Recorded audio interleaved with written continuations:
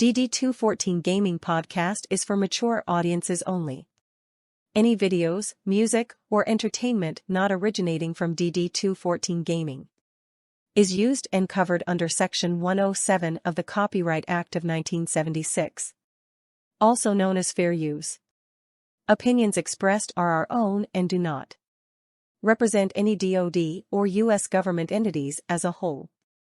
This podcast is for entertainment purposes only. Viewer and listener discretion is advised. You are no longer alone now, because we have you.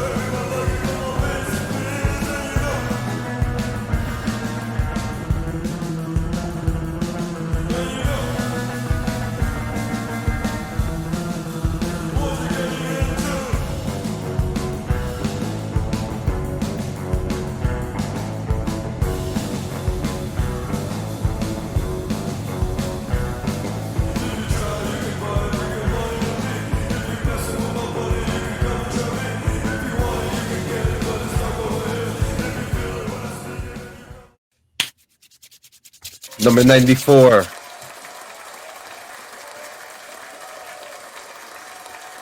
Thank you. I don't know if anybody noticed all these new features, but if you're watching from your phone, you probably see it better. If something funny happens, you can now create the clips for us. You know, if something funny happens. Good morning, Dylan Mason. We also have stars, but I would please advise, do not donate stars because we are having issues with Facebook finances. If you're going to donate anything, we're working on the PayPal right now.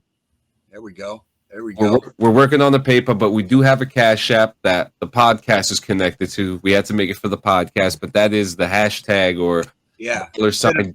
Instead of sending all your hard-earned money in a microtransaction in a video game you're not going to play in 6 months, send it to these guys right here. All right? Yeah, send it to Jay. He needs a new hat. He's been wearing the same hat since 1994. Hey, man, Daddy needs a new fur coat. Just saying.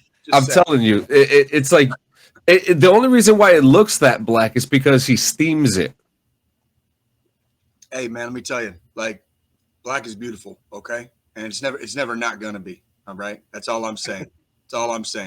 How you guys doing this morning? How you guys doing? I'm good. I'm a little tired. I am just hanging out, you know. Yeah. A little cold. It's a little cold out here today. It snowed here yesterday. I don't know if you. I know we'll talk about some of the playoff game, the NFL playoff games later. But it snowed yesterday in Kansas City. So. Oh, how was that? Anything good? What's that? Like any good snow? Like with the. There's probably like an inch and a half on the ground, and it's more like slush snow. It's not like powder snow. It's that slush shit. It's at least you're getting that. We don't have that here. Fucking very wet snow. The snow is very wet. Yeah, we haven't gotten that here. It's a bit disappointing, to be honest with you. All right, pretty disappointing, but it is what it is. You know, what about you? What? It's bad when it's colder in the South than it is in fucking Jersey. Yeah, straight up. I would think going to New Hampshire would be a thing, but you know, right? Is it cold where you are too, Joe? It's so all fucking week it was in like the 60s, and this weekend it's been in the 20s. Oh, so it was just a big drop then. It's not necessarily like terribly cold, but the temperature swing kind of like got on everybody's nerves basically. Yeah, it's typical fucking North Carolina Mother Nature, who's like, yeah, we're gonna give you nice weather. You can go out in a fucking t-shirt and some shorts in the middle of fucking winter, and then nope, never mind. I changed my fucking mind. I need you to put 3 jackets on to walk out your door. Right. That's what I'm saying. Yeah, my balls are definitely frozen right now. Let me tell you. I'm just saying. Yeah, So, man. So you want? What do you got? I mean, who wants to go first? I got a lot. I want to hear. I want to hear from you. All right. Fucking A. So I mean, I think what I could do. My last review will be about Kaleidoscope. You know, since today's. You know, since I can swing into Joe. Yeah, since today is since today our middle segment is about The Last of Us, which I'm super excited to talk about. But yeah, so first things first, I got into iRacing. Okay. I'm gonna give you my iRacing review soon. Okay, but I was playing on controller, and I don't know how like a fucking asshole like Dylan Mason, one of our team members, fucking dickhead, how he managed to get so good on the fucking controller in a pro racing game that requires you to have a wheel. How he's gotten so good with the controller, he makes me want to quit. I'm just putting it out there right now. Okay, it's not even fair. Like it's not even fair. The guy, he found the way. But that's dope. That's dope. There's no affiliation, guys. But did you see Dylan Mason has 10 inches of snow? He got all 10 inches. Fucking. He got all 10 inches. Fucking. Up yeah, but what other type of 10 inches does he got? That's the question. Hey, I don't know. I don't know, but he probably uses them a little bit on you, fucking, when you're racing, apparently, huh? Like. Yep. So. Keep going. I'm sorry. So first off. I was playing on a controller. I was just like, man, this is fucking ridiculous. Now, a PC wheel has been on my menu for a couple months now. Mm-hmm. And so I was playing the thing, and I was just like, man, I just need to get a fucking wheel already. So I went on Thrustmaster.com, and Thrustmaster.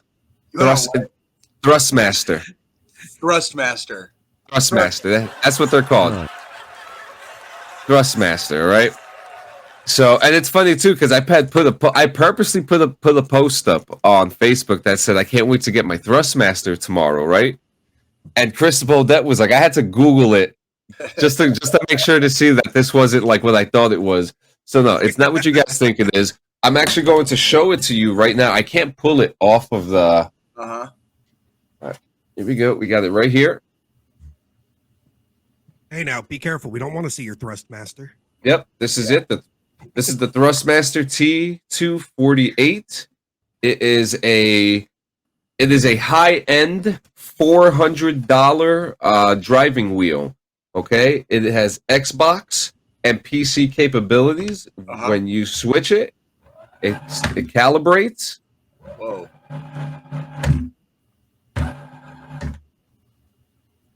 It's a very fancy way to masturbate, John. Yep, let me tell you. Imagine getting your dick stuck in that when it's calibrating.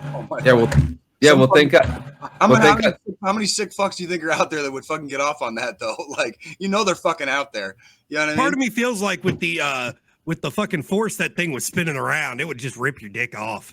So that's the thing. That is the lowest force that it's on.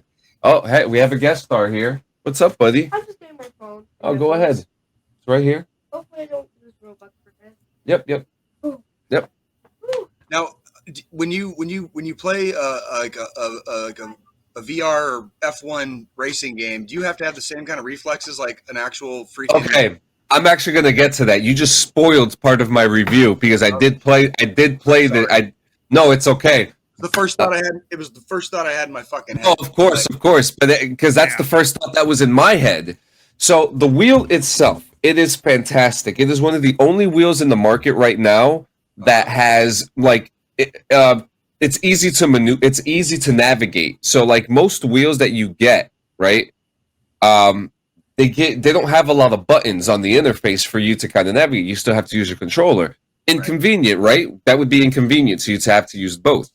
Sure. But this one has about 30 buttons on it that you could press to navigate for your Xbox or your PC. For the Xbox, the buttons are all there. You have your Y, B, X, A, display buttons, your bumpers and stuff like that. It's all there, okay, to make it easy for you. But on the Xbox side, Jay looks very confused. Yeah. On the Xbox side, I played a lot of Forza. I am a huge Forza fan. I've been playing since the first one. And it was actually, we talked about that. Forza was the reason why I bought an Xbox in the first place. It wasn't Halo. It wasn't, Dead Space, Gears of War. It wasn't none of that.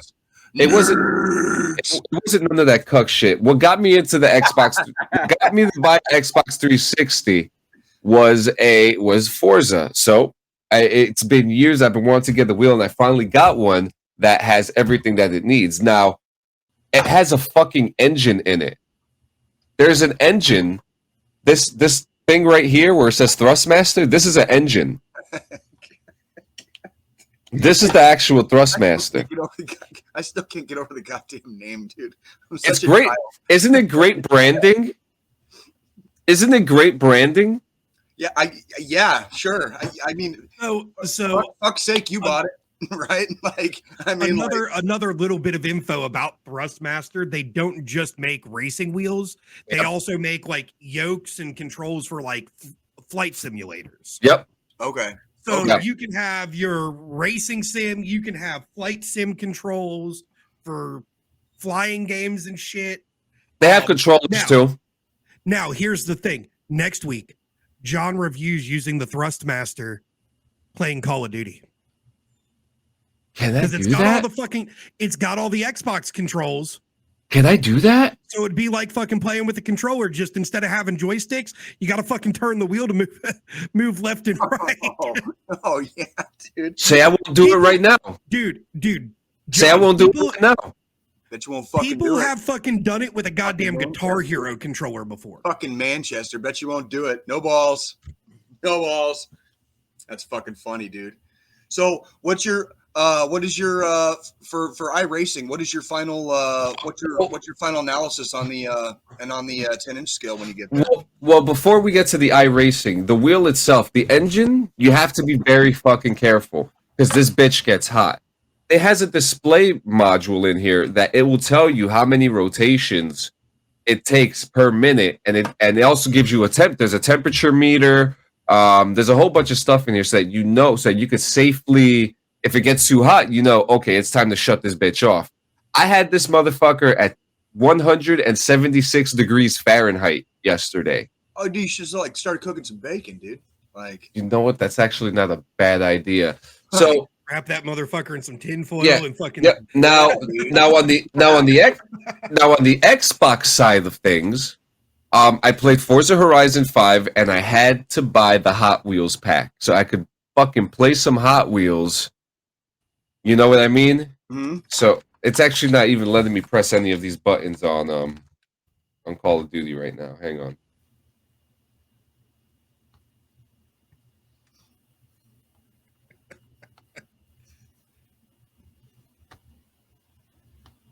Yeah, no, it's not compatible. You might have to do some configuring later. Yeah. That's going to be great content. That's going to be great content. Later, I'll help you figure that out. And masturbate. Yep. So Forza Horizon 5 with the Hot Wheels pack, it's actually pretty cool because if you think about who doesn't want to drive in a track with the Hot Wheels, So the thing that I like about Forza Horizon 5 is that you can actually, and Jay, if you ever want to play Forza Horizon 5 with me, it's on the Game Pass. We can play it together. And I look into that. I think I'm gonna have to. Yeah. So looking into my car collection is absolute. I got sports cars, I got trucks, I got the DeLorean, which is I need to tune it down a little bit. But driving these cars in the camera that you can actually feel like you're driving it, really good. the force feedback on this motherfucker is insane, and my whole desk shakes. It shakes. Okay. Is that a plus or a minus? Is that like a plus or a minus? Like, well, my shit's pretty secure, so it's a plus. Okay. You know, and you know some of the reactions when you're playing, you're just like, oh, you know, Right. which is crazy. Now we're switching over to the PC side of things, and now we're going to talk about some iRacing along with the wheel. So iRacing is a more professional, in my opinion, a more professional version of racing and gaming in the online world. You have and apparently this is how NASCAR drivers train too. Apparently during COVID-19, during the COVID-19 era, there was an influx of iRacing. Yes, do not use a Thrustmaster on glass surfaces. You are right on the money in that. What was I saying now? I lost my thought. Something about iRacing, It's NASCAR using it. You're on the during PC. You're on the PC side of things. Yeah, so I'm on the PC side of things. Okay, Dylan Mason is playing it with me. Obviously Joe Perazzi is playing it. Joe Perazzi fucking is obsessed with racing. He's probably the guy that would stick his dick in this Thrustmaster before I would. Fucking A, Joe. Fucking A.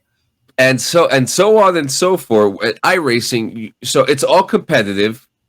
All competitive racing. You have a set of cars like stock cars, race cars, you know, regular cars that you would see on a NASCAR track or whatever raceway that if you're into racing, that you get into it, right?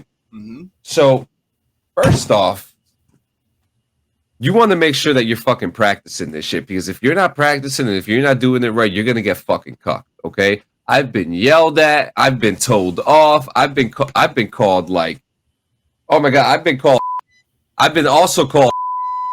It was so bad, bro. So wait, from other players? Yeah, from other players.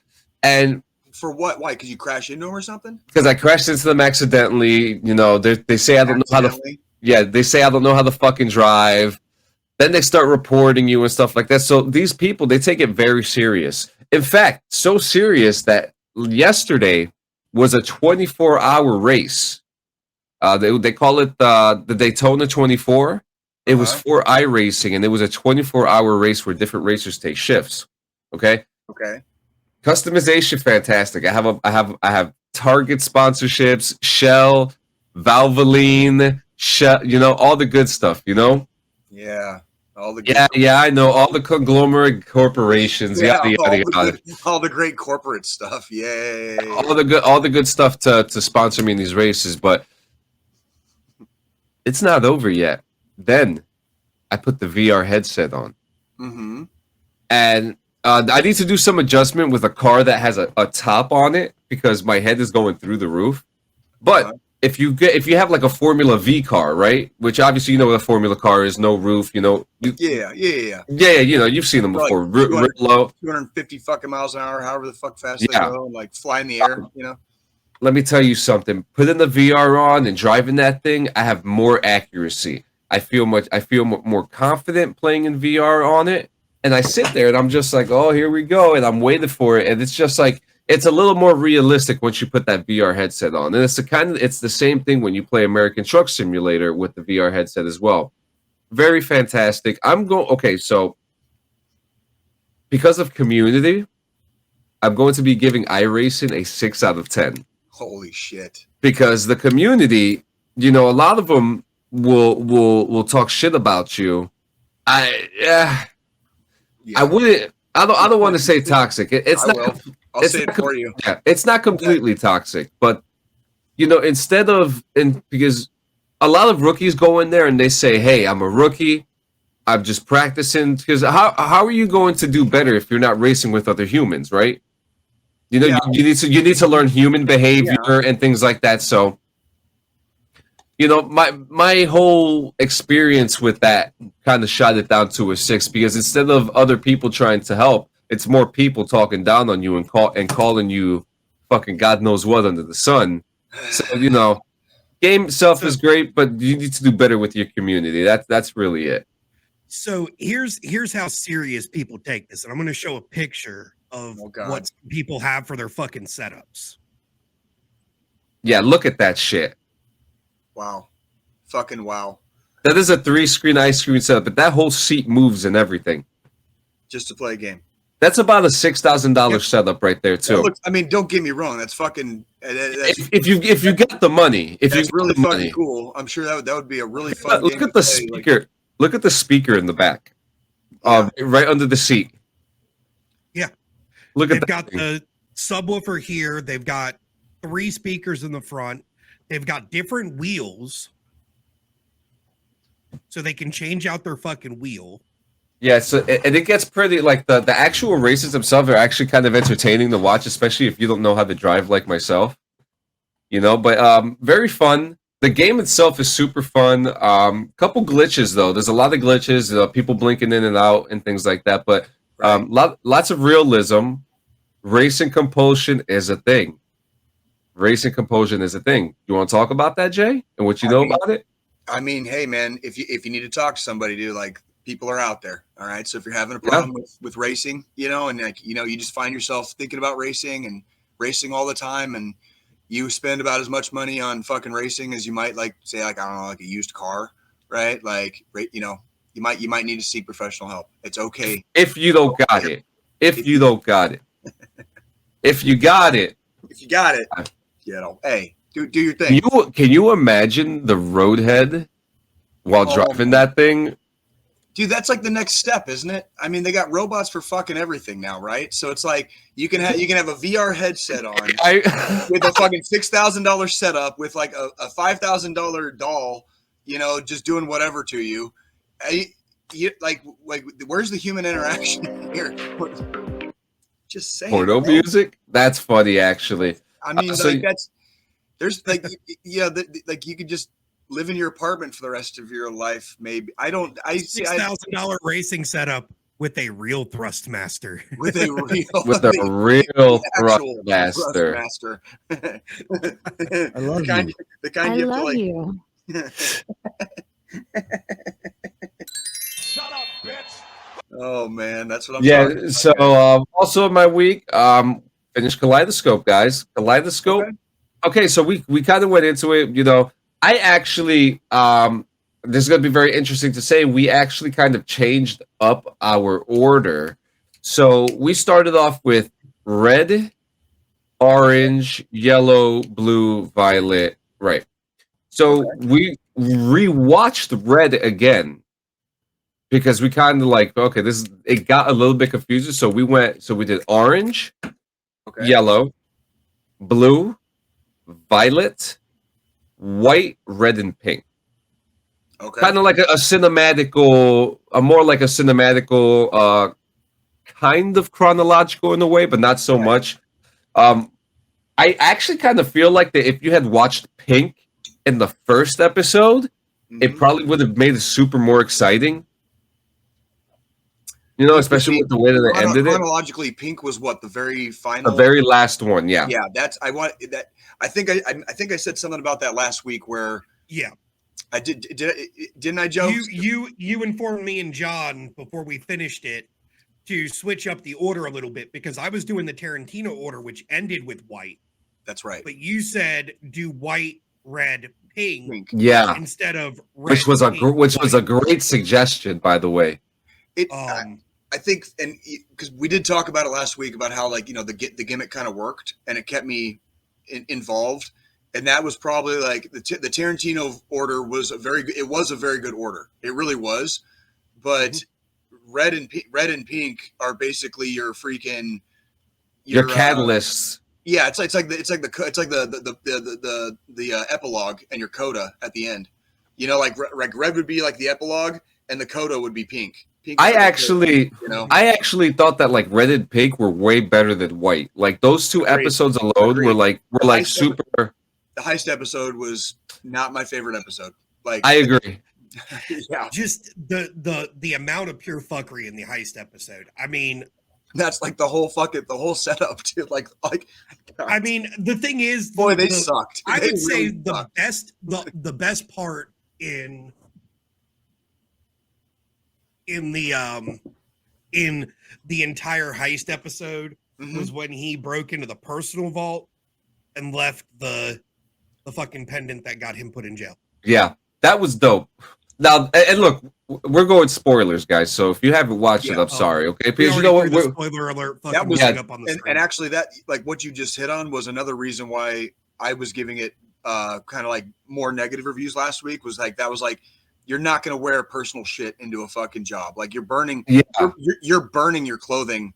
Anything that you touched after the fucking after the job is done, you're burning. It's gone. Yeah. Like now the one DNA evidence exists in 2023 now, right? Like so it's like now can we talk about how horrible Bob was a character, but how much cooler they made him after with the voice box? Yeah. They should have just had him like that the whole time. He's a scary motherfucker, dude. He's a scary motherfucker. Like he's just like that dude that like you've seen some like dimly lit like fucking diviest to the dives. He was way more scarier with the voice box. Oh yeah, especially when with the moment where he had to pay like the minute and the commercial came on when he was trying to do the speak, like that was great character development. If they would have had Bob the whole time like that, I would have liked them so much more. I gotta ask. I don't want to rabbit trail too much, but I gotta ask. I know, you live on the East Coast, and Joe, you're fairly urban cowboy yourself. You know what I mean? Like, you guys ever just meet people sometimes, and maybe even in the Army, that are just so fucking unhinged, and you can just tell like how fucking unhinged they are. And like, I agree with you, John, that like I was really not a fan of the character of Bob, especially not allowing somebody like that into your fucking crew, right? Yeah, but the character itself was very compelling and at times was very intimidating. Where it was like, yeah, I just fucking walk away from this dude or run, just because like I get my children away. Like they don't need to be around whatever madness this person has inside. Yeah, you know what I mean. And he definitely he threw off that vibe like very heavily. Like, now, Like, now I felt bad for Leo Papp for a while until I then realized that Leo Papp wasn't the one that got screwed over at the end. It was Stan. Yeah. Stan walked away with nothing. Absolutely fucking nothing. And that in itself is like, wow. Like Judy was more of a fucking bitch than ever to do what she did. What's the old saying? Zebra can't change his stripes. Yeah. Tiger can't change his stripes. You know what I mean? Yeah. It's like it's actually kind of fucked up because she friend zoned him. If they really if you go back from the chronologically to the very first things you get to see with these characters back in time, Violet. Yeah, and then you move forward. The character of Leo Papp just never really changed. He never progressed. He never evolved. He stayed the same obsessed person he always was, and everybody suffered as a result. Everybody in his life suffered as a result. You know what I mean? Just real quick, can we talk about the fucking Jerry Curl fucking younger version of Leo? Like when we got that part of the story and we got younger Leo and them fucking Jerry curls and the way they tried to make him look younger with the technology, it was so funny. And I just want to say, Roger, they could have taken the fakest fucking hair ever. They could have taken a page out of fucking Scorsese's fucking book and done like the Irishman, with De Niro at least or something. Yeah. You know what else too? The guy who plays Roger Salas. What I thought was really funny is that he is the main character in Man in the High Castle. He's John Smith. He's the head Nazi. Oh, okay. And what's so funny is that while going Nazis again. Yeah, it's funny because going halfway through the video, and then you find out. What's funny is that they had put him into this show, and he's written as a character who is now hiding gold with swastikas on it. Oh my fucking god! Did you catch that? Yeah, I saw it. So I kind of think it's a little, I feel like they're typecasting the poor guy. He's such a good actor too. Right. Can I ask a question? Of course you can. What the crap? Did they FBI the FBI girl? Like what happened there? I kind of lost that. I kind of lost track of that whole part of it as far as like, and that really. What happened to her? Well, when you go into one of these TV shows, or TV series or whatever, and you've got like 8 fucking main characters, I can only care about like fucking 2 or 3 of them probably. You know, the rest are just going to kind of be background, and then like, and it's going to be whether or not the performance and their acting is up to par to make me care enough to that I even remember like what Abasi was the worst actress in the whole thing. I mean, there was a lot of trying hard. I feel like the actors and actresses in this show were probably, a lot of the acting felt forced. Like the director the director was probably prompting them too much. Yeah. You know, like, I don't know if you ever watch like some of the like behind the scenes they used to have on like the DVDs, you know, when we were kids and shit, and you'll see directors talk about like, yeah, in this scene I pushed him or her a little too hard and it didn't really come out the way I wanted, and blah blah blah blah blah. And you see that in the final cut of the film. And that's almost like some of the performances. You are never going to hear me really like ultimately shit talk when I make fun of people in movies and TV, or I say something is shitty. I want everybody out there to know, like, it ain't me out there fucking doing it. That ain't my job. And like, I would be the last person fucking probably picked to be in a production anymore. Like, Jay just genuinely just doesn't like shit. Pretty much. Like, I'm just hard to impress. I'm crusty, dude. I'm crusty as fuck, dude. Good morning, Crazy Ace TV. He asked, why does Jay look normal today? And he woke up to snow today. Yeah, like, well, freaking. So yeah. We all. I think a lot of us woke up to snow this morning for sure. But no, I gotta go. I gotta go pick up my goddess and my queen from Iowa at the end of the show today. So in the middle of snow. Yeah, it's all coffee and caffeine this morning, dude. So Jay can't have his fucking Sunday morning breakfast fucking beer this morning yet. So, but that's why I look like semi-normal and like, I don't really want to say respectable probably, but just semi-normal. We'll call it semi-normal. Yeah. All right. So what we got next? Who's next? Squillini, what you got? Other than what you're about to do in the next 168. And I'll be right back, guys. I'm gonna refill my coffee. I'll be right back. Sorry, Squirrel. Yes, sir. No problem. Oh, you know, the typical bullshit worked throughout the week. Streamed once. Didn't really play a lot of games on the PC this week. More just sat and grinded on fucking Pokemon. Finished up Let's Go Pikachu. Already 100%ed. You beat you got all the badges? All the badges, Elite Four, and fucking. You son of a bitch! How'd you beat the last one? By not being a little pussy.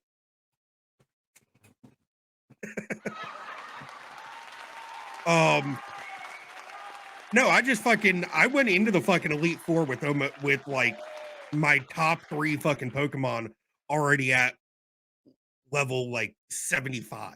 Yeah. So, you know, when you take a level 75 fucking Pikachu into the fucking Elite Four and a level 75 Blastoise and Charizard, it's over. You just kind of wreck shit. Yeah. The only thing I fucked up on is catching Moltres. And then with catching Zapdos, I fucked up even bigger. Ran out of Pokeballs. All I had was my fucking Master Ball left, and I accidentally threw the motherfucker. Oh yeah, you know what, Craziest? I'm gonna get with you this week. I've gotten some more free time. No, but that's good, man. That's good.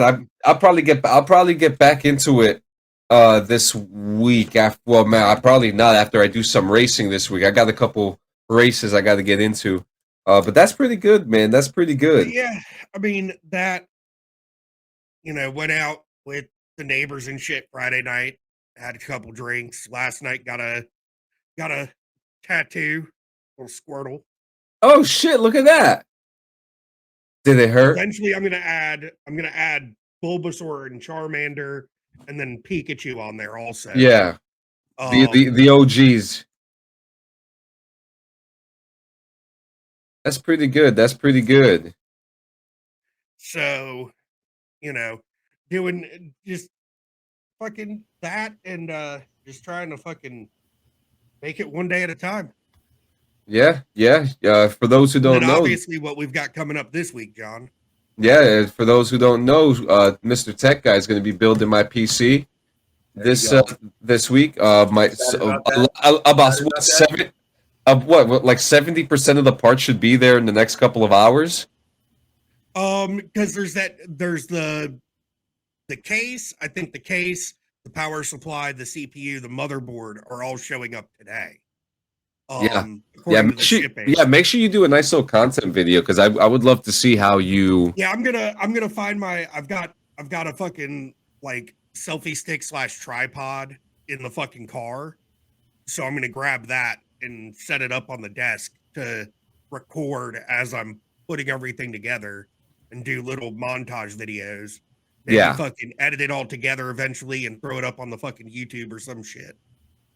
Not bad. Every time I hear Squirtle, I make it like the master of disguise. When he says turtle, turtle, and say Squirtle, Squirtle. I never realized that. Squirtle. Squilini? Squirtle? Squirtle. Squilini. Oh, yeah, look. He got a Squirtle tattoo. Got a Squirtle. Really fucking cool. I mean, I'm super excited. I'm getting I have purchased a 3080 Ti, which when I had bought it last night, he about fucking had a heart attack. Yeah, there was 3 left, and the money didn't come out till like this morning. So I was like, oh man, but I'm pretty excited. Jay, you're gonna see a lot more content, a lot more definition. Hell, I'm gonna be streaming back on DD214 Gaming again, guys. So along with Dylan Mason, because Dylan Mason, we're gonna be in fact, we're gonna be bringing iRacing to DD214. So Is Twitch is the one we talked about? Yes. What are the? I really need to get back on that. I need to do more of that. We got you. I started playing Doom again this week. You know what I would like to do? I would like to do Jay's Roadhouse exclusively on Twitch. What's the specs? How do I answer that, Squilini? What are the specs? All right, so let me pull it up here. I know some of the stuff's changed since he sent me the last part picker list, but I can just give you the very basics. Yeah. Ryzen 9 5950X. The motherboard. I love you, Jay. Completely different because this fucker was trying to go with the B series. MSI X570S Tomahawk Wi-Fi board. We've got 64 gigs of RAM. Corsair Vengeance RGB Pro because Jay's about to explode. Sparkle.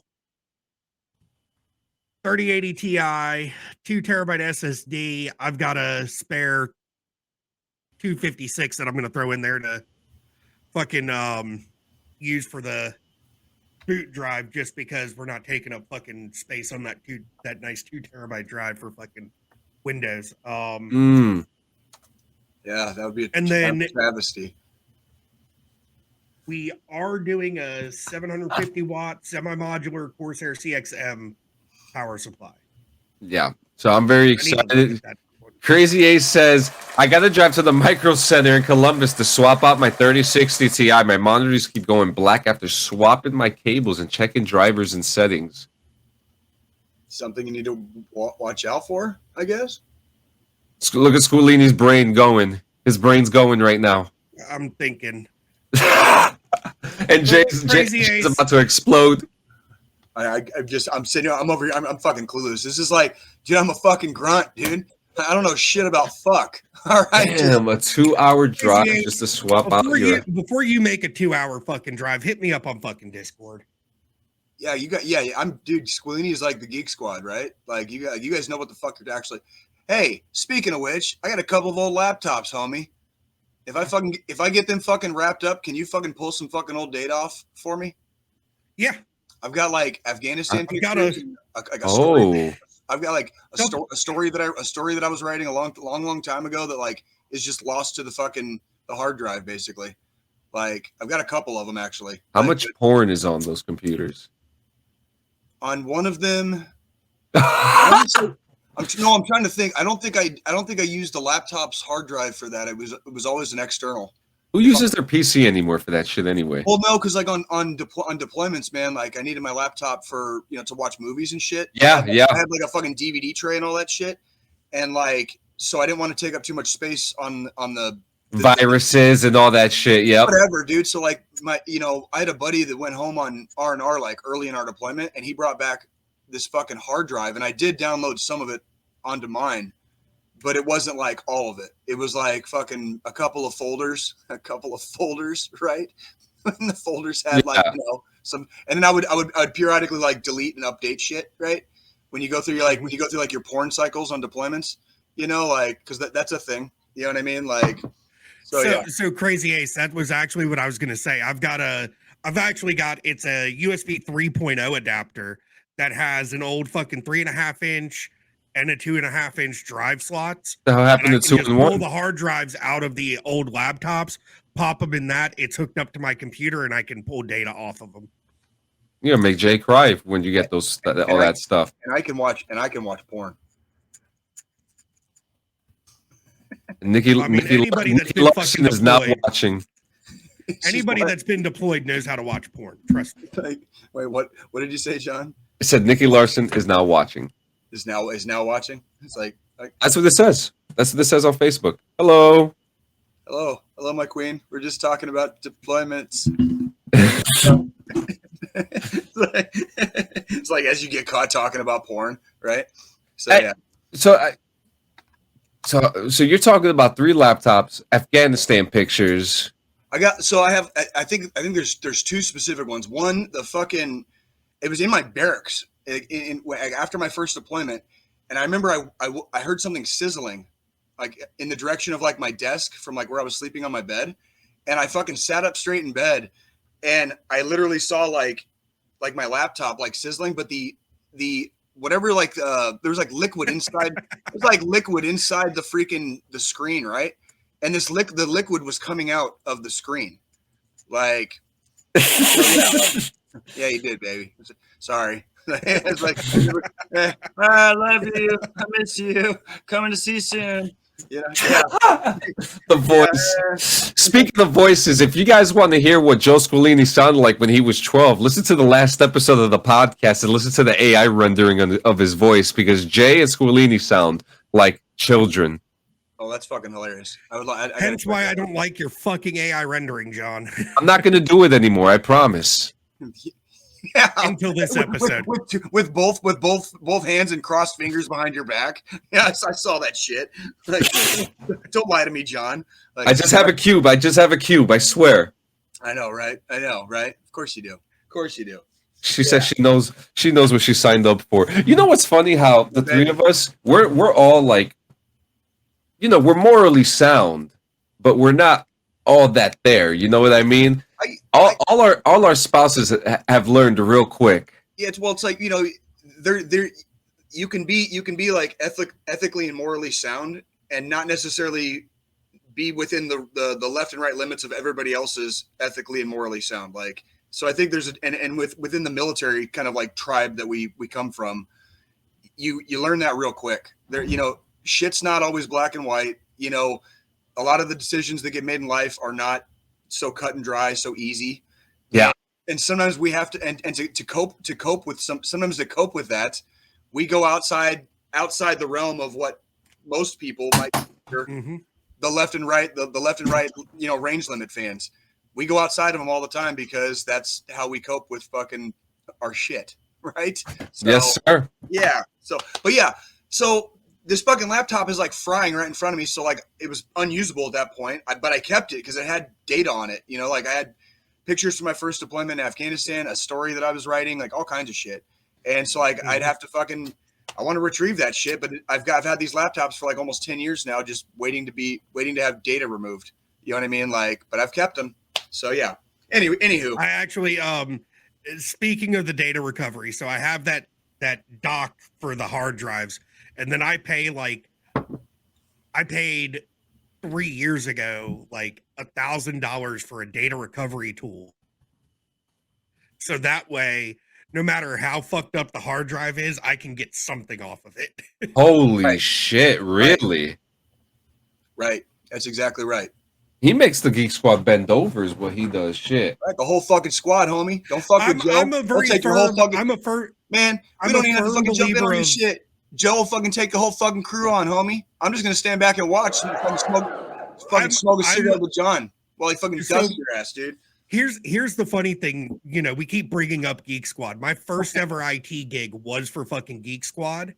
And ever since working there, whenever I buy something from Best Buy, they always try, do you want to get the Geek Squad warranty and this, that, and the other? And it's like, I pull out my fucking credentials and it's like, no, because I make y'all my bitch. Like, right. I tell everybody I know, don't purchase their bullshit fucking warranty, because what ends up happening with that is 9 times out of 10, your shit comes back to you more fucked up than it was when you left it with them.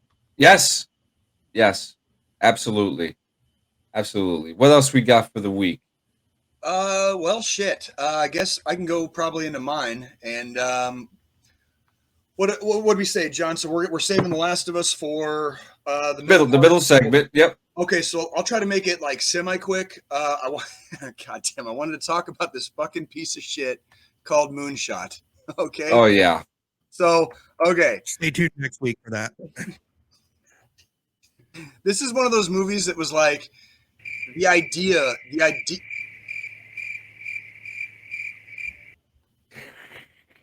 behind it. Okay. I like the idea behind it. For something crazy happens and the fucking moon falls out of orbit. That concept right there, fucking sign me up. We're looking at the destruction of the world, like mass fucking just catastrophe, dude. Like just disaster movie epic shit, right? I was like, that's kind of what I thought I was getting into. Okay. And then they flip the script on you and it turns out to be like aliens. And then it turns out to be the fucking moon is hollow. And then it turns out, oh, by the way, I'm going to spoil the shit out of this fucking movie for you. So you don't have to, you guys don't have to waste. And then this is Jay walking out the theater. Yeah, pretty fucking much, dude. That's not me walking to the theater. That's my brain walking out on me, like fucking trying to fucking like slog my way through these fucking pieces of shit that I watch for you guys. Okay, like. By the way, we watch this movie so you don't have to. We did not ask him to watch Moonshot. I asked him to watch 6. Just don't let John lie to you. I remember nothing. Okay, I remember nothing. All right. Ask Nikki. Ask Nikki. I remember nothing. Okay, like I remember nothing. All right. So, anyways, no, there were aspects of Moonshot that were very good. I'll get to the good first before I completely like just finish taking a dump on this thing. All right. Here's the good parts. There were some stellar fucking sequences where like the cinematography looked fucking really, really badass. Okay. Like some of the shots were like really cool looking.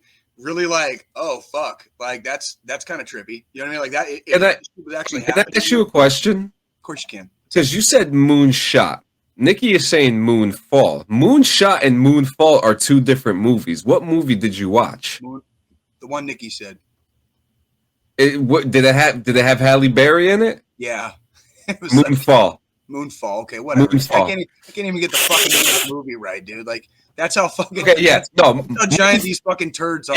Moonfall was a Roland Emmerich disaster film. Yeah, terrible movie. Keep going. I know exactly what movie you're talking about because I watched this shit last year. It's just like some of the sequences were kind of fun to watch, just as far as like catastrophe and like shit blowing up and everything going sideways and robble, into the world. But it just kept getting more and more like astoundingly ridiculous. And then it went from like the moon being hollow to the moon. The moon is fucking like the moon is actually a fucking Dyson sphere. You guys know what a Dyson sphere is? Yeah. Mm-hmm. So like the moon is a Dyson sphere, and then it went from the moon being a Dyson sphere to, the people that fucking seeded Earth with DNA are the fucking ones that created the fucking moon, and they were seeking out places. Blah blah blah. Fucking blah, dude. Blah blah blah. Yeah. Fucking boring. Oh my God. Like I tell you, dude, I'll tell you the most fun. It is the most fun to like sit here and watch these movies with my lady, dude. So because we sit there and just trash them.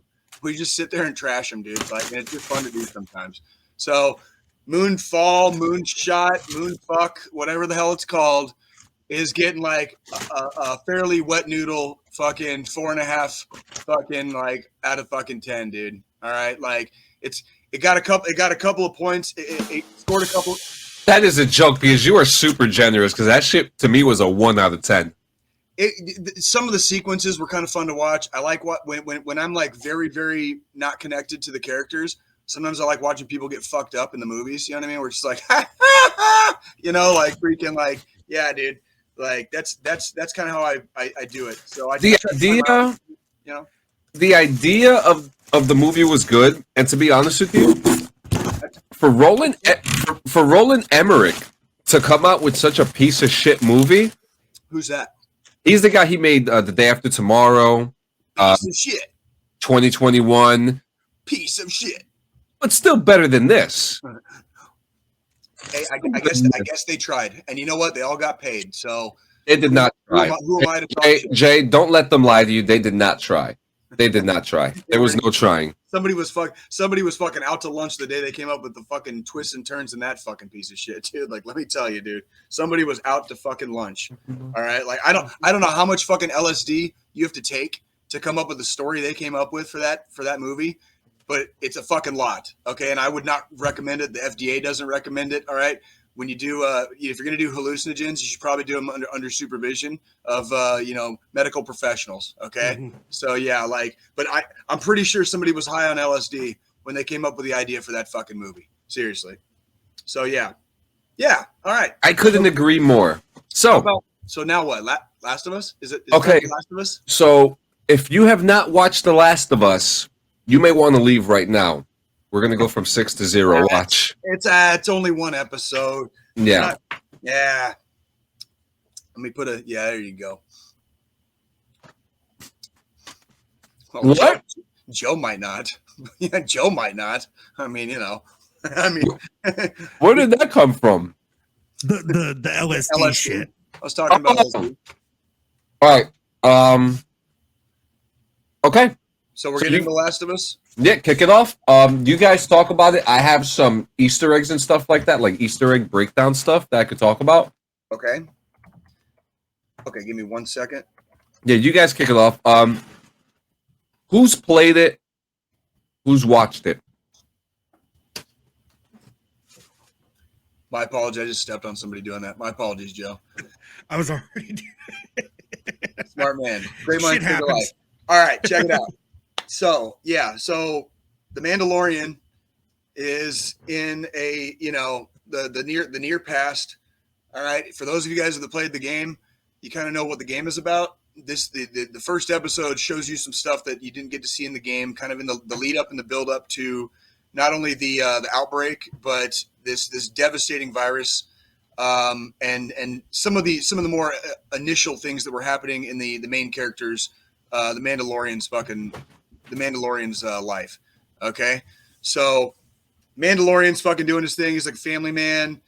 You know, life is hard. He's middle aged. Joel. What? Joel.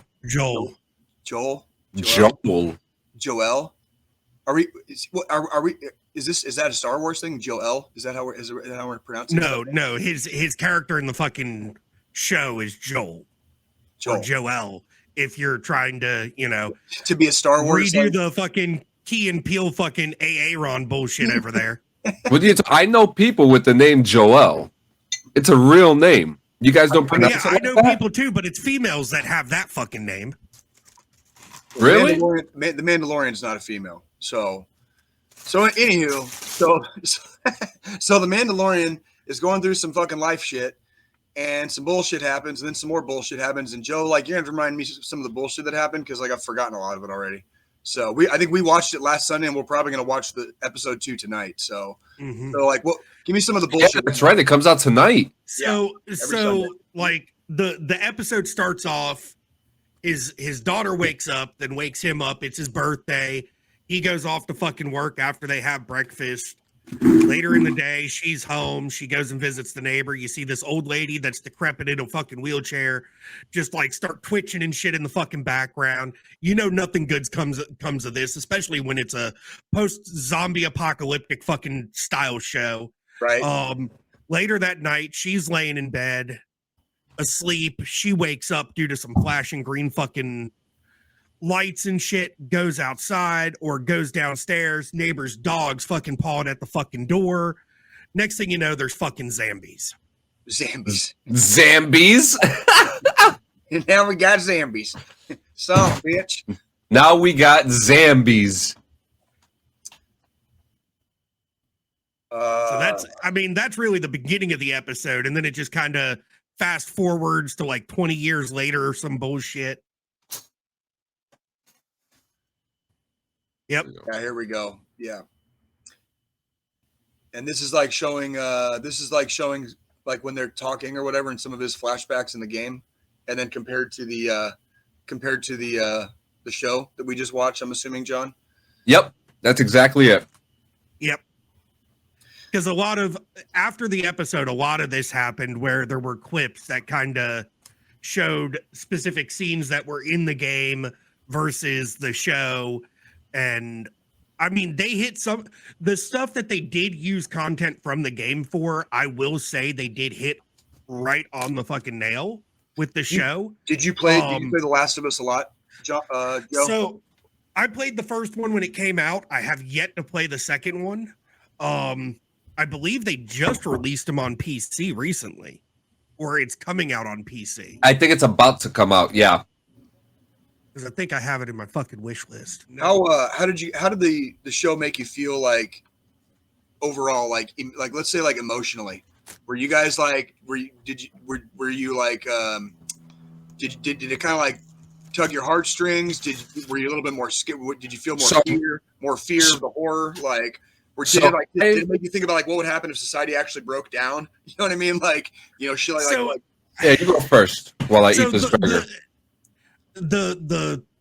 My neighbors, my missus, they always look at me as I'm the guy with the fucking escape plan. So if shit were to go down like that, they know I'm going to have a fucking route out into safety because that's just the way my fucking mind works after combat. With the show, like watching it, I'm thinking of, okay, well, this is a good way to do this, but here's how I would fucking do this type of thing. Sure. So like I'm analyzing it to an extent of if this does happen, what am I gonna fucking do? Same thing with any like post-apocalyptic type of bullshit that comes out, any zombie movie that comes out. Mm-hmm. I'm always breaking it down I know a lot of people started having those thoughts like in fucking 2020 when the fucking Rona started fucking sweeping through, dude. Like exactly. It was like, I mean, when the Rona started happening, when the supply chain starts to break down, and you're like, fuck, dude. Like, if the grocery store runs out of fucking food, you know, like, what now? We'll see. You know what I mean? That's kind of where, like, for me, because I grew up hunting and out in the woods, survival type shit, to go into the military and do that shit in real life to an extent. Like when Rona even started, I started, you know, okay, well, food supply breaks down, supply chain's already shit. This is how I'm going to have to do this. And I even told the missus, who is 100% against eating anything except pre-butchered meat from the fucking store, that she'd have to get over it or she's going to be the first to go. Right. Because venison and fucking wild boar and shit like that is what's on the fucking menu if the supply chain completely breaks down. Quick question. Of the three of us, who's getting eaten first? Not fucking me. Joe, I'm sorry. You got all the meat, bro. Listen, John, unfortunately, you would be stringy and really tough. But I feel if it's me, you, and Jay stuck together during a fucking zombie apocalypse, whoever dies me and Jay have the most, or during any type of post-apocalyptic event, me and Jay have the most survival experience. If all three of us are together, I want to say our odds are pretty good at that point. You're gonna need someone to document everything, and that's me. But at the same time, like Jay's saying, if all three of us are together, John, you're only safe because all three of us are fucking together. Oh, I know. Oh, everybody plays a role though. Like, I mean, like I'm sure freaking we would need some technical expertise. Fucking my man, I know my man knows how to cook, right?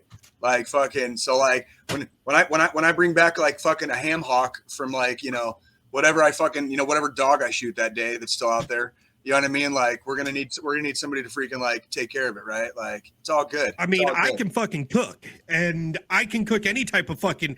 If you kill it, I will cook it. I don't care if it's a fucking cat.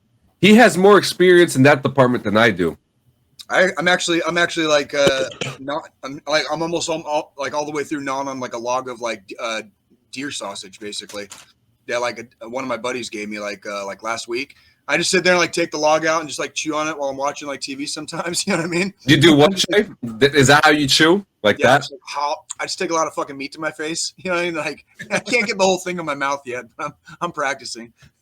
Shit. But yeah, no, I mean that's the big thing. If and that's how I kind of break down shows like that. Like, first off, who would be my crew? Like, who do I want in my crew when this fucking happens?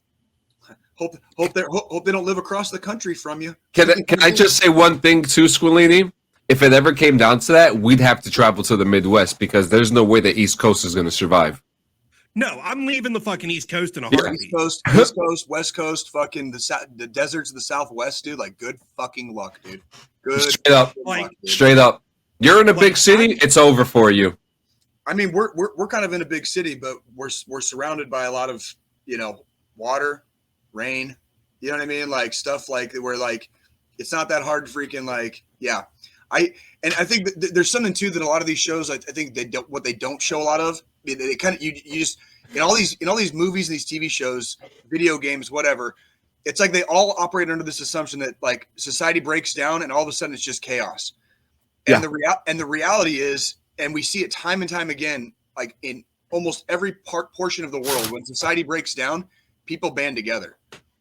And so they don't always show kind of like the tribal aspects. I know the video game will get into some of those tribal aspects coming up in future episodes of the show, but they hardly ever show that like when people actually like after a breakdown, people banding together to fucking get shit done. And to like, that's kind of like the first post-apocalyptic show that really did that was The Walking Dead.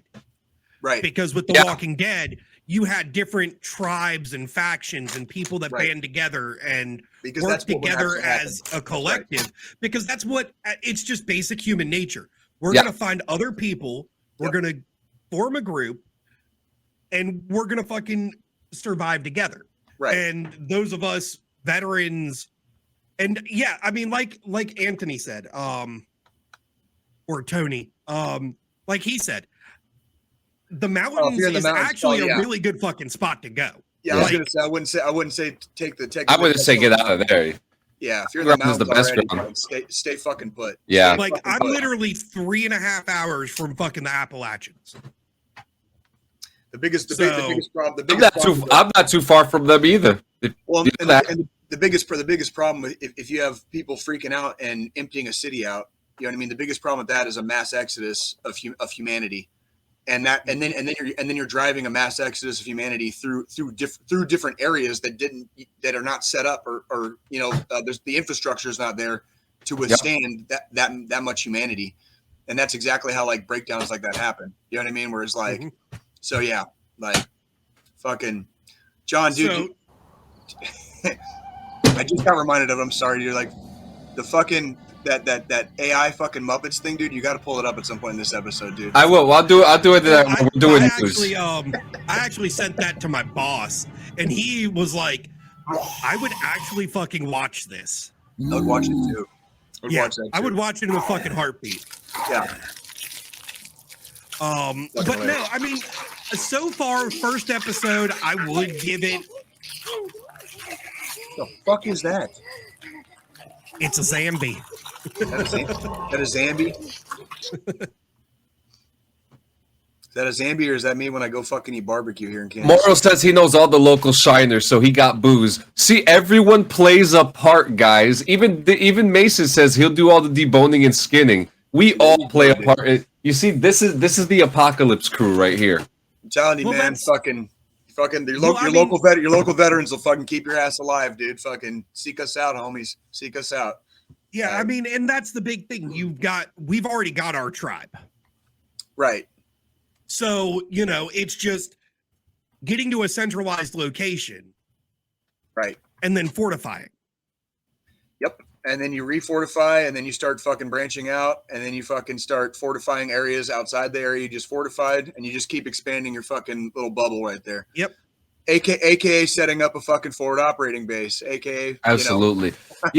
Now for me, the show. Now you know what I always go through: production, cast, story. We already know the story. They've tweaked some things around.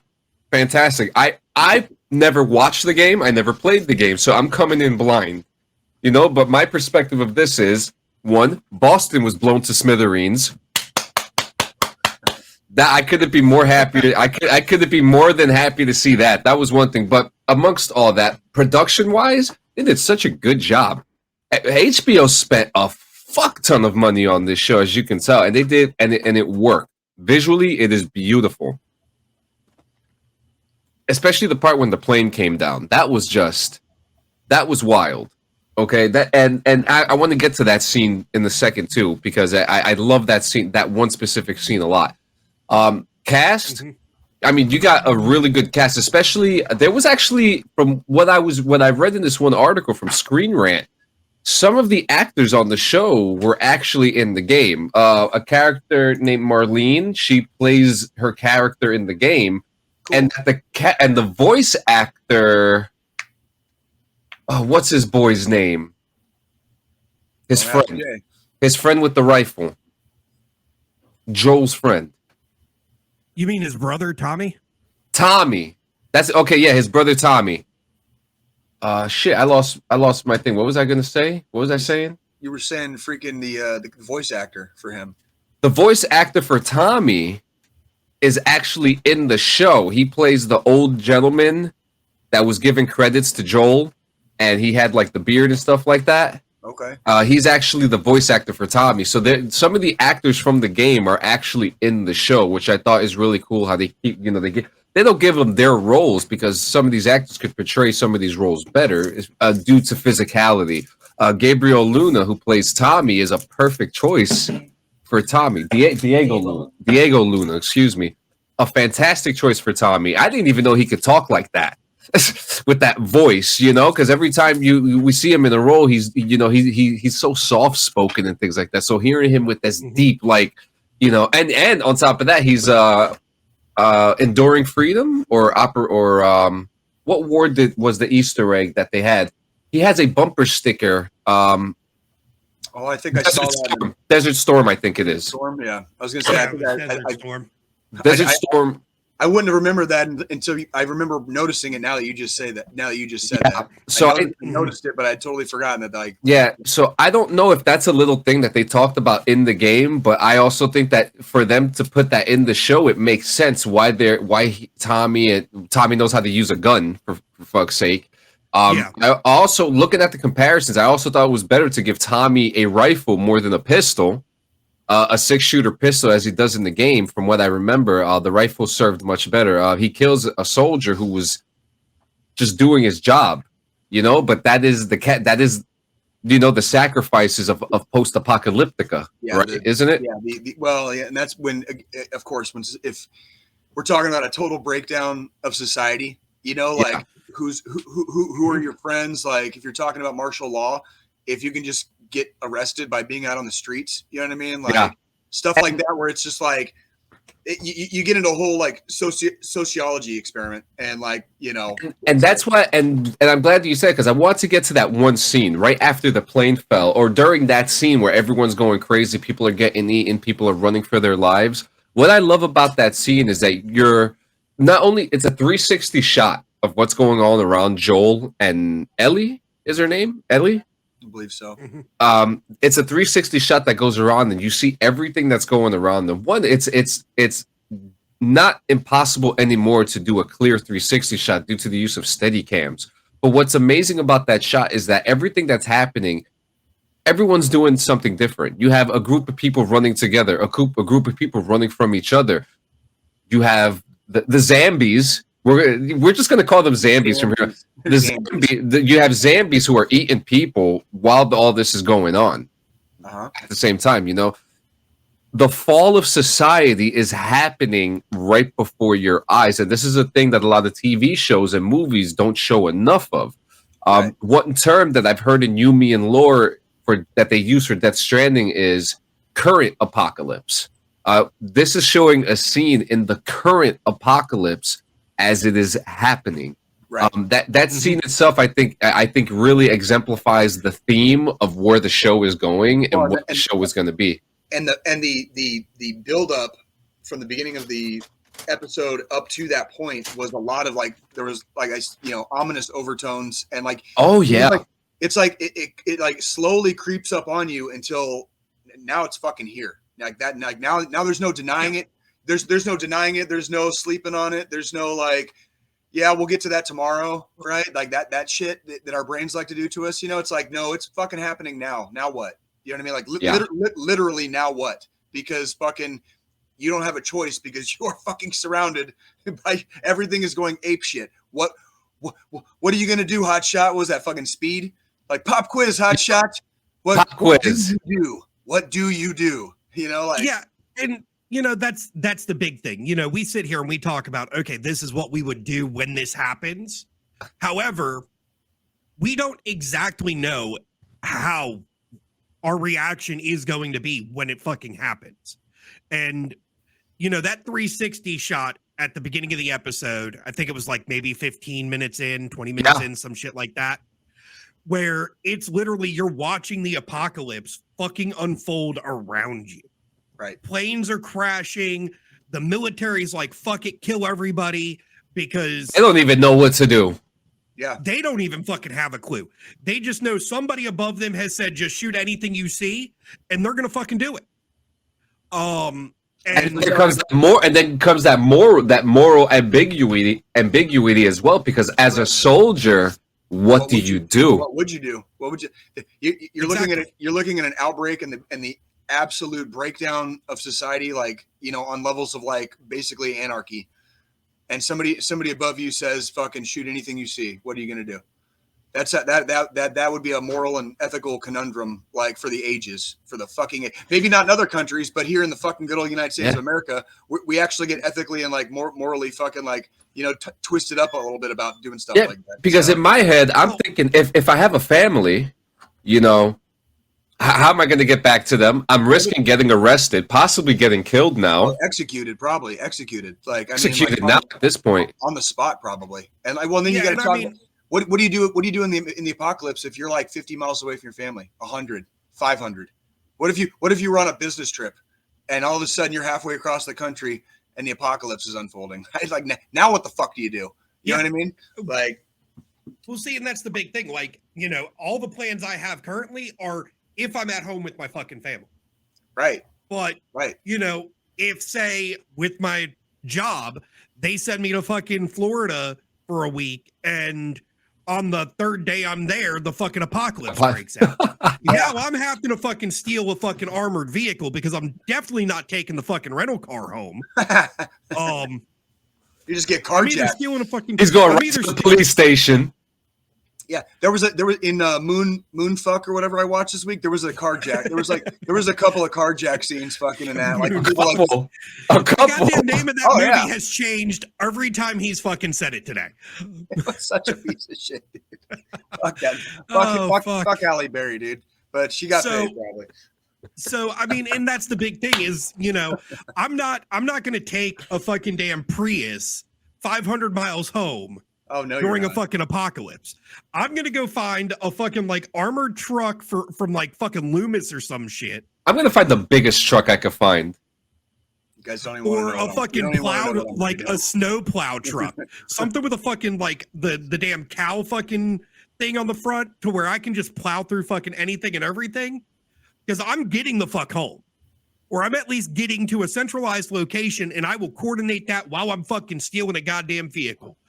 It's like, I'm on the phone, babe, I need you to get here. The second it happens, that way before fucking cell towers go down, fucking everything fucks up. Satellites, like, all that shit. Like, I'm already coordinated effort. Here's where I need you to be. I'll be there in fucking 4 hours. All you fucking little shits out there, remember how to do fucking land navigation? Hope you do. Because when the fucking satellites go out, dude, you ain't gonna have a fucking clue where you are. For you, bro. It ain't happening for you, Crisp. Fucking man, I got fucking I got maps for days, dude. So final thought on the show. Are you in? 100%. 100%. First episode locked me in. Because it wasn't one of those shows where you start off slow. Like they just went full fucking balls to the fucking wall. Gut punch. Like, okay. Gut punch after gut punch. Fucking, yeah. Exactly. It was just one thing after the next. There was, I think the total kill counter I had in the first episode of regular people was like 10 motherfuckers died within fucking the course of the first hour and a half. Sure. Yeah. When it was basically it was movie length too, right? It was like an hour and a half. Hour and 45 minutes, some shit like that. And in that first episode, they locked me in because even though I'm going into it with I've played the game, at the same time, they said before the show came out that some content that the actors and actresses and everything were told not to play the game or watch any footage from it because they're not 100% following the story from the game. And it's funny because Pedro Pascal admitted that he watched the beginning of the game. Mm-hmm. He watched the beginning of the game, but I mean, we're in. I can't wait for tonight. Tonight should be super exciting. I got to get some races done. Shit. Before we get to news, Anthony Morrow says, I got to go bitch out someone that used half a fucking thing of drywall mud on maybe 10 foot of drywall. I'll be right back. He's always bitching somebody out for doing stupid shit. Yeah, I actually want to say, Anthony Morrow, if you are here, I am so sorry about what happened with your Facebook ban. It just happened again to someone else. I don't remember who it was. It just happened to get to someone else, but someone said that they were gonna kick Jason Gass's ass, and like they got banned, and then Jason Gass's was removed from the group somehow. I don't know how that happened. Because did you look through the logs for that as well? I haven't looked through the logs yet. I looked through the logs and I can't. It doesn't even say that he was even removed. Dylan Mason, Formula V is the best. I'm telling you. You know, so whatever, guys, join our Discord. Join our Discord, okay? I'm going to put an actual link right on here. I'm going to put the link right here. Okay? So if you are not part of our Discord, join our Discord now. You click that link. You join us. We have a very good community there. We're growing. We hang out there sometimes. But yeah, again, Moro, so sorry about that, man. That was an injustice of Facebook. Was it not, Scolini? I don't know what the hell's going on with them, but you know. It was Facebook being fucking Facebook. Thank you, dickhead. You got another link right there. And now we have some news. We got some news here. Okay, first, Hogwarts Legacy League suggests iconic activity was cut from the game. As we know, Hogwarts Legacy is one of the most anticipated games of the year, but it won't include one of the key staples of the universe. And that means, we all fell in love with the Wizarding World through the Harry Potter books and films, as it showed a place where you could spend a year with your friends, learn cool magic, get up to wild adventures, have big feasts, and much more. But with the upcoming release, many have been hoping they'd be able to play Quidditch, but that will not be the case. And the developer behind the game confirmed that it will not be including it, but players can use a broomstick to traverse the world. A recent leak that was uncovered by YouTuber Joy Raptor reveals that the players were going to have Quidditch gear that they could equip on the character, but has been likely cut. This is disappointing, as Quidditch is probably the only reason why I would have wanted to play a Harry Potter game, other than some of the magic. But Quidditch, I mean, wouldn't you want to go around and compete against people? Bro, I don't even know what the fuck that is. It's like, okay, so it's like football, where there's two goals, right? Mm-hmm. But they're flying around in broomsticks trying to catch a golden ball that has wings.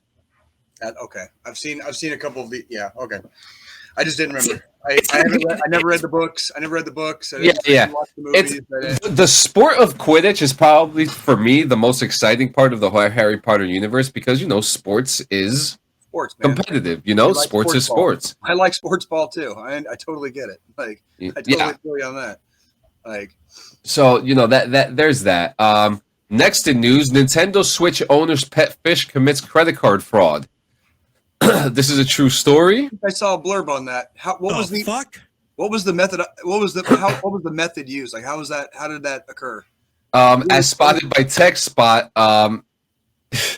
a Japanese YouTuber has been challenging their fish to play Pokemon, and they've set up controls within its fish tank to be able to control the game, and there's a camera hovering over it that shows all of its inputs it is making. The fish has impressively been pretty successful at the game, but then something truly amazing happened.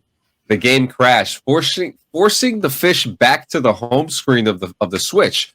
From there, it started messing around with the settings, and it stumbled upon the eShop, and after enough button presses, the fish revealed that the streamer's credit card info on the stream and then purchased some funds for the Nintendo account.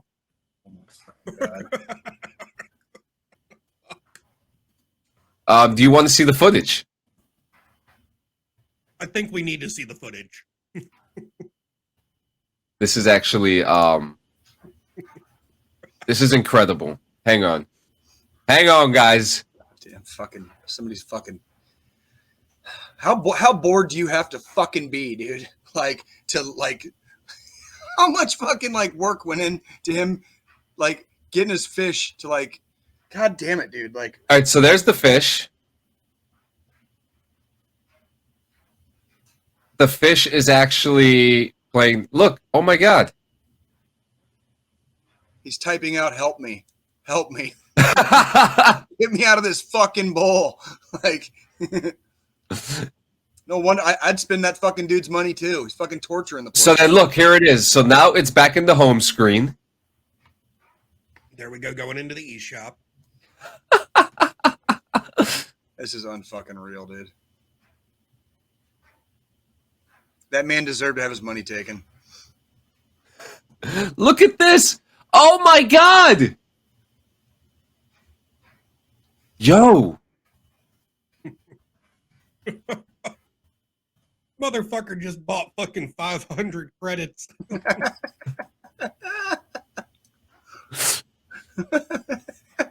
Does he play again? Does he go back to playing? No, he buys more shit. This fucking fuck. What fucking goddamn timeline are we living in, dude? This is one of the most hilarious things I have ever seen in my life. Dear sweet baby fucking Jesus. Yeah, I don't think Jesus is there. Jesus left the chat a long time ago on that one. Yeah, that was one of the funniest things I've ever seen in my life. There really isn't much going on for gaming at all, to be honest with you. Right. It's kind of slow this week. Be prepared for the Microsoft event that should be happening on the 25th. We're gonna see Wednesday. Hopefully, we're supposed to be seeing Forza Motorsport 8, some Redfall replaced. Starfield will come at a later date because they want to do a whole presentation about it, which is, I guess, whatever. Fine, whatever. But that's exciting. I know we don't have a lot of time left, but do you guys want to touch what happened in football before we get to the final thought? Well, don't forget, we got the one little military thing we got. Oh shit, that's right. That'll be a quick thing too. I'll pull that up while you guys. No, I was talking about the Ruck March, dude. Oh yeah, that's what I'm saying. The Ruck March. Okay, my bad.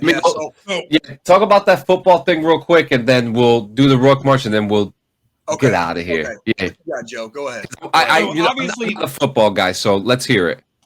So obviously, last week we left off. It was who was right? Weekend one of the fucking playoffs. Who was right about the Cowboys? Who was right about the Cowboys? I mean, fucking, we made Brady look like a fucking high school quarterback. But at the same time, here's my whole fucking thing here. Anybody that was worried about that game for the Cowboys, needs to have their heads examined. The Buccaneers were not going to win that game ever. Go ahead. Now, here's my concern for today's game. So last week it was 31-14 or some shit like that into the game. First time since Brady has been with the Bucks, did a team intercept the ball from him in the red zone? Mhm. And the first time or the second time in Brady's whole career, the only other time this has happened where it was a complete shutout in the first half was in his very first playoff game in 2002. But Dallas somehow managed to shut out Brady and the fucking Bucks in the first half. Right. Now this week we have the 49ers at 6:30 today. Yesterday the Chiefs went on to the divisional round. Yeah, And well, the Eagles now fucking. Now we're going to the AFC Championship. That was divisional round. So Chiefs are going to the AFC Championship. Eagles are going to the NFC Championship. So we got today. We have Bills and Bengals. What is it? The Bills and Bengals, and then Cowboys and Niners. It's fucking coin toss. Like both games are kind of a coin toss. But if I had a gun, my thing is, what version of Dak are we going to get today? Are we going to get? He has not given me a reason so far to fucking doubt him the last couple of weeks, and that's where I'm like, this might be the the coming of, you know what I mean? I'll be real interested to see. I think both games today are a fucking toss up. It's literally a coin flip. I honestly, like, gun to my head though, I would say, and I want the Bengals to win. And for those of you guys that are familiar with what's going on in football lately, like, know why. Okay, I want the Bengals to win. But if I had a gun to my head right now, I would actually pick the Bengals. The Bengals, up until the game that they were playing a couple weeks ago, that got stopped and that kind of screwed a lot of things up. Well, that was against the Bills, so this is, that was against the Bills, and the Bengals were already looking good. They had scored 7 points on their opening drive. They held the Bills to a field goal. Now, obviously, the game was still in the first fucking quarter, so it wasn't even a game yet. Okay, I don't see the Bills rolling over and dying in this game either. This is probably going to be a pretty epic fucking game. Same with fucking Dallas and 49ers. But I'd probably give the edge to the Bengals today. And gun to my head, I'm probably going to give the edge to the Cowboys tonight. But again, like I am not a sports bettor or a sports gambler. Okay, but I just want to remind everybody that fucking I was dead on about the fucking Cowboys last week. Okay, don't take my advice. I say coin flip on both games today. So don't take my advice, but gun to my head, I'm going with the Bengals and the Cowboys. Gun to my head. At least today's games, it's 100% a coin flip. I knew last night Eagles were taking the Giants no matter what. That game was now that they got fucking Hurts back on the fucking field at QB. That dude, like, so I was at a place yesterday for the first half, pretty close to the stadium, and when Mahomes got hurt and had to go like to the locker room, dude, for a couple minutes, dude, like, it was like, oh fuck, here we go. And then Chad Henne comes in at 37 fucking years old and takes the fucking Chiefs on a 98-yard fucking scoring drive. All right. Mm-hmm. So if y'all think the fucking Kansas City Chiefs can't fucking play football fucking without Patrick Mahomes, dude, like, you got another thing coming. Okay. Like, the Chiefs, here's what the Chiefs did right yesterday. They played good football. Okay. So for all the haters, all the newfound haters that, hate the Chiefs the way people used to like the fucking Patriots, just by virtue of them being probably like one of the best teams in the league for this last several years running, you can quit the hate, dude. The Chiefs played a good game of football yesterday. And that's ultimately, whether Mahomes is injured or not, like, I got bad news for you. Like, they deserve to be in the AFC Championship with or without Mahomes. I mean, and that's the thing. If you look at the Cowboys this season, we had a rough start. We did. Yeah. And then Dak was hurt for several weeks. We had our secondary come out. He started getting us fucking wins.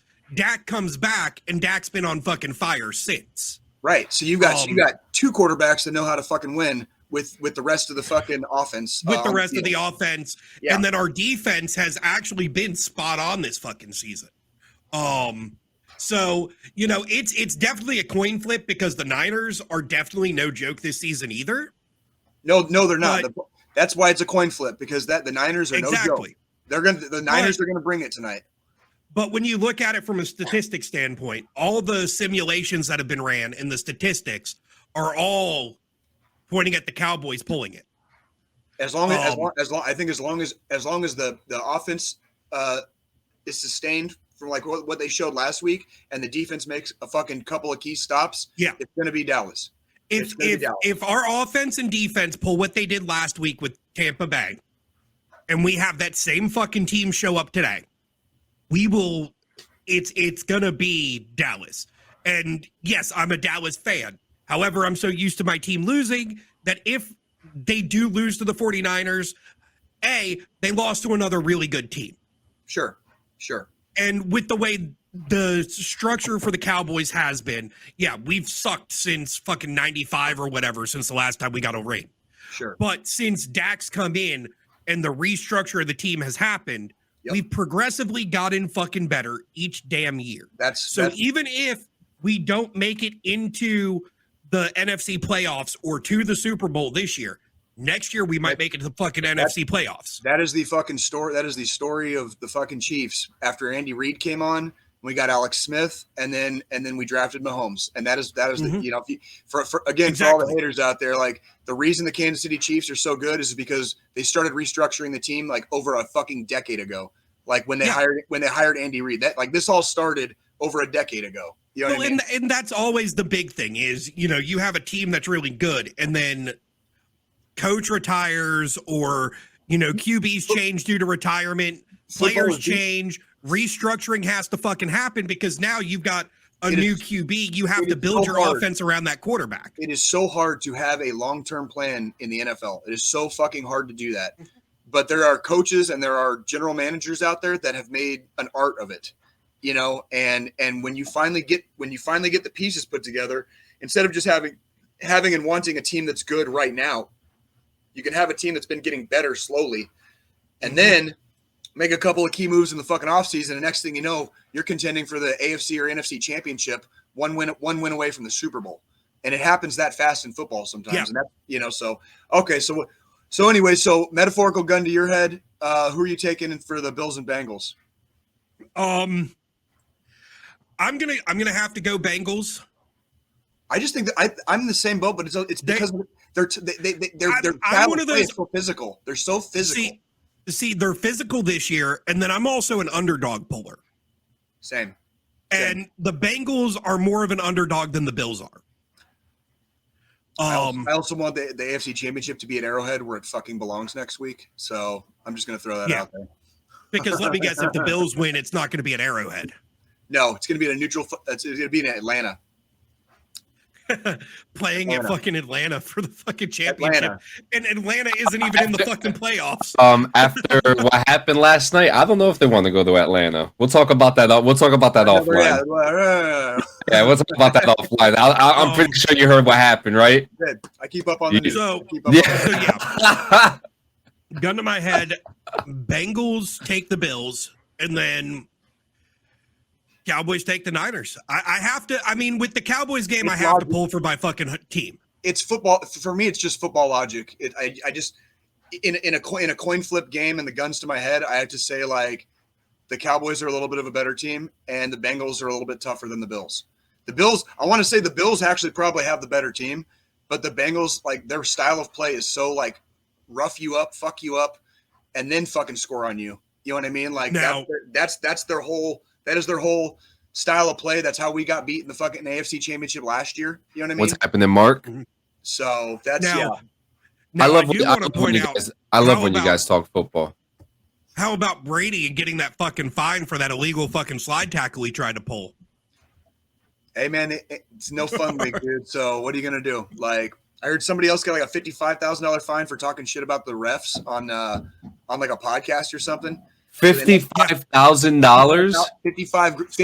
55 large for talking shit about the refs on a podcast. Yeah. So the way pay goes for the NFL, during the regular season, every player gets paid differently on a scale for regular season games. During playoffs, each player makes the exact same amount per game, which is $45,000. Brady's fine is 1/3 of his fucking pay from that playoff game. Jesus Christ. Jesus Christ. Yay. And in our final news of the day, we have a fucking hot shot. And I have do you know his name? I can only get his first name. No, this was during I could probably find it. This If you can, this was posted to the I got it right here. I got the actual post actually. Okay, check this out. It was posted to Instagram from Regiment. Like they're doing the best Ranger competition right now. There it is. Look at this absolute fucking freak of nature. Look at the time on that fucking watch. That says fucking an hour, 28 minutes, and 18 seconds. This kid just that's a 720 split. So it's about, I think it's 720, 722, something like that. That's like, this dude ran 12 miles in less than an hour and a half with a rucksack and holding a freaking weapon in his hand. And his RPAT, 23 minutes. What's RPAT? What's that? His RPAT says it right here. I don't know what that is. I'd have to look that one up. I got you. Hang on. I'm not. But yeah, so let me put it to you guys. It's his Ranger physical assessment test. Okay. I never had to do that, so I'm not sure what the scale is. It says the standard is, and the average is, complete a 3-mile run and a combat focused PT course in less than an hour. He did it in 23 minutes. Okay. That's okay. That they might have added that too, because there's been. I was in a few years ago. I knew a lot of guys that tabbed out at Ranger School. I know some guys that were in BAT. You know what I mean? But as far as like some of the stuff that they do, I'm not as plussed up on. And they might have even like changed some of the events even, because it's Ranger Regiment, so they're constantly like up in their own game. Yeah, look at this one comment here. Says, I was waiting for y'all to post a picture of this guy. He passed our IBOLC class during our ruck this morning. I was sure wondering what he got. That's nutty. Yeah, IBOLC. Yeah, that's fucking yeah. So let me put it to you guys this way. At my peak, at my absolute peak physical condition in the Army, when I was going for the German Armed Forces Proficiency Badge for gold, I had to do a 12K ruck. Okay, I was in stellar condition at the time. I was training to go to selection, and I was basically at the peak of my performance. I ran a 12K, not 12 miles. I did a 12K with 25 pounds in my backpack, as I recall the standard was for that particular march. I did that in about an hour 12 to an hour 15. So I was averaging basically like 10-minute miles. Okay, I was averaging about 10-minute miles for a little bit over, for almost not quite 7.5 miles. This dude just ran 12 fucking miles, almost like about 4.5 miles farther in just about 15 minutes more than that. So like, if that gives you like a scale, I was running 10-minute miles with a rucksack on, which is astoundingly fast. That sets you up for like a 2 hour 12 mile, right? You're hovering around a 2 hour 12. That guy went fucking full hua, man. That was the fastest I ever got in the Army. That was the fastest and the best I ever got in the Army. I was hovering around a pace to be on pace to be around a 2 hour 12 miler. That motherfucker beat that by over half an hour. That, like, there are no words for how fucking beast this motherfucker is. There's no words for that shit. The dude is just a fucking stud. That's why some people are born for it and some people live for it. There you go, man. There you go. So and both of those sides aren't bad at all. There's just two different sides. You're either born with it or you live with it. Sure. And so fucking there you go. So guys, that was actually a really fun episode. That whole football talk got me pumped and there you go. Me feeling pretty good. So. Both of the games are going to be good. I highly recommend to all you sports ball fans out there that even if the NFL is not like your favorite sport, like it's playoffs and it gets crazy. And I highly recommend watch both games today because they're both going to be bangers. I got some races I got to do so I can watch it on my TV. Actually, within the next 10 minutes, we've got a game starting. Oh well, there you go. And you're going to starts in 10 minutes. I gotta hit the fucking road to go get my. He's gonna listen to it on the radio. So yeah. Squilini, it's your time. Take the stage. Go ahead and get that up there. Well, it's been, it's been another 168, everybody. We do want to make sure everybody's here next week, in the next 168. So we know everybody's got shit that they're going through. If you need an ear, you need somebody to talk to, reach out. There's 2 different ways you can contact the National Suicide Hotline via text at star 988 or talk at 1-800-273-8255. We lose too many veterans. We definitely do. 22 a day is too much. Actually, I think the number's gone down a little bit, but it's definitely a lot. And we want to make sure that all of y'all are here with us and with your loved ones and family. There's nothing that's too hard to not make it through. We all have challenges in life. Just make sure if you're feeling down, you're feeling out, reach out to talk to somebody. And if you're not feeling down and out, reach out to your old battles just to check in. Sometimes that, hey, long time, how's it going text can potentially save a fucking life. But, we're all here for you guys, and there are other resources out there. So use every single one. Use them all if you need them. And guys, thank you so much. We're going to see you in 168. Maybe we'll have a guest. We're going to work on it. Guys, remember, episode 100 is coming up, so that means changes. Changes. John loves his changes. Nothing changes but the changes. Gary Busey, 2005. Hey, and we love our John, so that's okay. Yep. And guys, this will be up immediately today. There is no AI rendering. This is going as is, okay? Because I don't want these guys to sound like virgins. Fucked over our goddamn voices last week. Can you let me sound like a virgin again? Like, I don't even fucking remember that shit. What was that like? Listen to the last episode. Guys, I love you guys. Ladies and gentlemen, we'll see you next week in 168. Make sure you watch Last of Us tonight at 9 p.m. so you can talk with us next week about it. See you later, alligators. Love you guys.